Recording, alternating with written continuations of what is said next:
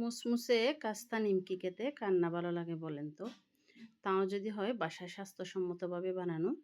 আসসালামু আলাইকুম, সবাই কেমন আছেন? আজ আমি আপনাদের সাথে শেয়ার করব কিভাবে পায়েরের মতো করে নিমকি তৈরি করবেন বাসায় মুসমুসে একদম। এখানে নিয়ে নিয়েছি 1 কাপ পরিমাণ ময়দা, দিয়ে দিয়েছি স্বাদ মতো লবণ, স্বাদ মতো চিনি, কালো জিরা, কিছুটা পরিমাণ তিল দিয়ে ভালো করে একটু মিশিয়ে নিব। এখানে দিয়ে দিব এখন রান্নার রেগুলার তেল দিয়ে ভালো করে ময়দার সাথে মিক্স করে নিতে হবে। এভাবে করে হাত দিয়ে আমি সবগুলো উপকরণ একসাথে ভালো করে মিশিয়ে নিব। এই যে আমার হয়ে গেল। এখন আমি এখানে অল্প অল্প পানি দিয়ে একটি ডো তৈরি করে নিব। ডোটা এমন হতে হবে, একটু শক্ত টাইপসেরই হতে হবে। ডোটা নরম হওয়া যাবে না। তো পানিটা অবশ্যই একটু অল্প অল্প করে দিবেন। অল্প অল্প করে দিয়ে ডোটা তৈরি করে নিতে হবে। এভাবে করে এই নিমকির ডোটা যদি পারফেক্ট হয় তাহলে নিমকিগুলো অনেক খাস্তা হয়, অনেক দিন পর্যন্ত রাখা যায়। তো আমি এভাবে করে ডোটা তৈরি করে নিয়েছি। একটু ২-৩ মিনিটের মতো একটু ময়ান করে নিব। ময়ান করে নেওয়া হয়ে গেলে আমি এটা রেস্টে রেখে দিব প্রায় ১০ মিনিটের জন্য। তো ফিরে আসলাম ১০ মিনিট পর। ডোটা কিন্তু অনেক সফট হয়ে গেছে। এখন আমি ডোটাকে ২ ভাগে ভাগ করে লেচি কেটে নিব।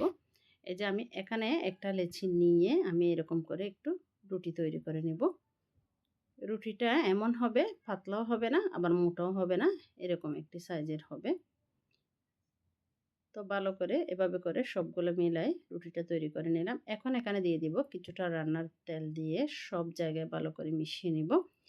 মিশানো হয়ে গেলে এখন আমি এখানে দিয়ে দিব কিছুটা পরিমাণ কর্নফ্লাওয়ার। এখানে অবশ্য কর্নফ্লাওয়ারটা দেওয়ার চেষ্টা করবেন। কর্নফ্লাওয়ার দিলে নিমকিটা খেতে অনেক মুচমুচে হয় আর অনেক দিন পর্যন্ত সংরক্ষণ করা যায়।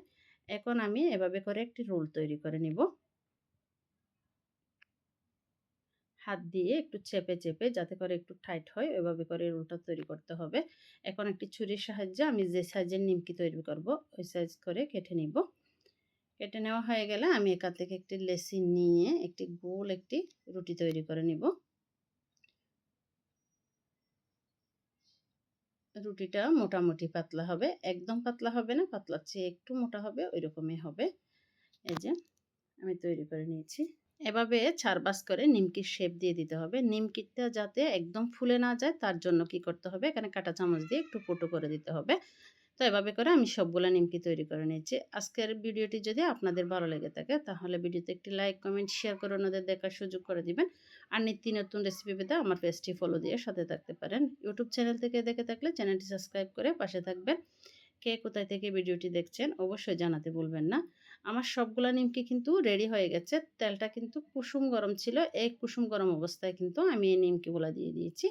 কোনো ক্রমে তেলটা বেশি গরম অবস্থায় দিবেন না, তাহলে খুব সহজে উপরে কালার চলে আসবে, ভিতরে কিন্তু হবে না।